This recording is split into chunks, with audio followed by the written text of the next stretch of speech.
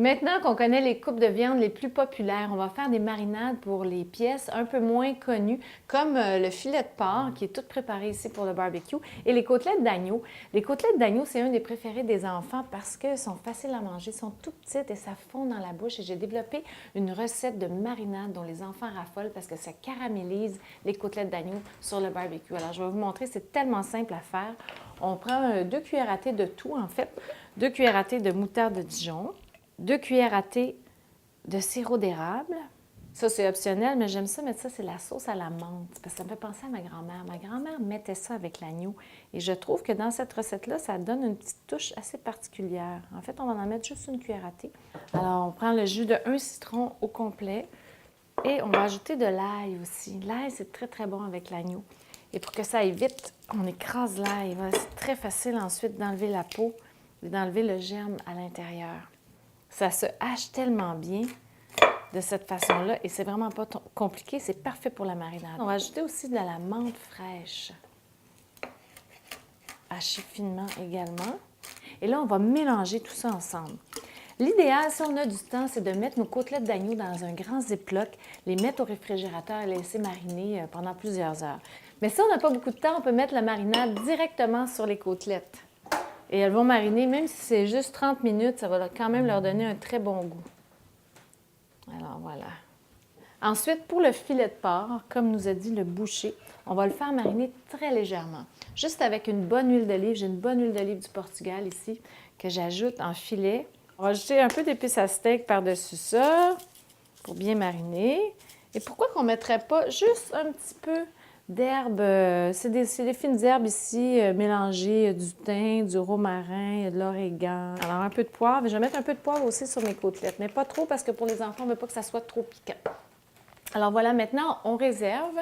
On va mettre ça de côté et on va préparer les légumes. Pour les légumes d'accompagnement sur le barbecue ou pour le barbecue végétarien, si c'est ce que vous voulez faire, je me suis inspirée du merveilleux livre du maître du grill pour les marinades et pour la façon de les cuire aussi sur le barbecue. C'est très intéressant. Comme pour les asperges qui sont de cette façon-ci, on n'a pas besoin de s'inquiéter à savoir s'ils vont tomber entre les rayures du grill. Alors voilà, je vais vous montrer comment les préparer. Les asperges, c'est très simple. On coupe avec nos doigts finalement à l'endroit où est-ce que ça commence à tendre. En prenant l'asperge, on va sentir très bien la partie qui est un peu plus raide. De toute façon, va se couper facilement et naturellement. Et c'est sûr que ça prend des asperges qui sont un peu plus grosses. Les mini-asperges, ça ne va pas très bien fonctionner parce qu'il faut quand même les rentrer sur le pic. Alors, on les marine comment? Un peu à l'orientale, selon le maître du grill qui a donné une excellente recette avec de l'huile de sésame grillée. On va mettre aussi un peu de sauce soya. Alors moi, pour la marinade, là, honnêtement, il y a des quantités, mais j'y vais un peu à l'œil.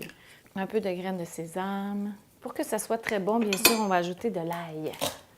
Alors, de l'ail haché. Et là, encore une fois, si vous êtes pressé, vous pouvez le mariner quelques minutes, mais c'est bon de le laisser mariner un peu plus longtemps. Et je vous conseille de le laisser mariner à la température de la pièce pour que les saveurs se mélangent bien. Pour les champignons, j'ai suivi l'idée géniale du maître du grill avec les shiitakes, de les enfiler sur le bâtonnet à brochette comme ça.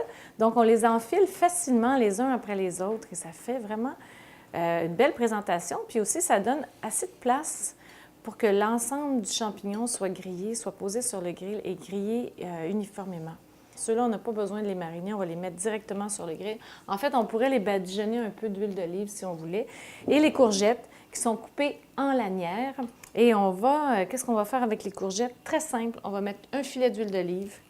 Filet d'huile d'olive ici, un peu partout. Des herbes de Provence, des herbes de notre jardin, coupées finement, toutes sortes d'herbes, c'est les mêmes que tout à l'heure. Alors, nos légumes sont prêts, notre viande est prête, on s'en va au barbecue et on va faire cuire la viande selon les conseils du boucher. Autant pour le filet de porc que pour les côtelettes d'agneau, on veut une viande qui est rosée, on veut une viande qui est tendre, qui est juteuse, on ne veut pas que ça soit trop cuit. On veut que ça fonde dans la bouche. Donc, 2 minutes de chaque côté. On va mettre ça d'un côté du grill et de l'autre côté, on va mettre nos légumes qui vont prendre à peu près le même nombre de temps. Alors, on peut rester devant le grill comme ça prend juste 2 minutes pour le surveiller. Je vous jure que je ne suis pas quelqu'un qui fait beaucoup de barbecue en général, comme la majorité des femmes. C'est mon chum qui fait le barbecue. Mais voilà ce que j'ai réussi à faire en suivant les conseils du maître du grill et les conseils de mon boucher. Et c'est absolument fantastique. Le test ultime, c'est de voir La couleur est belle, le look est beau, mais c'est de voir la cuisson à l'intérieur. C'est parfaitement rosé, comme vous pouvez voir. On va goûter pour voir si c'est bon aussi. Petite bouchée. Alors, rosé juste à point, ça se coupe facilement au couteau. Délicieux! J'ai réussi!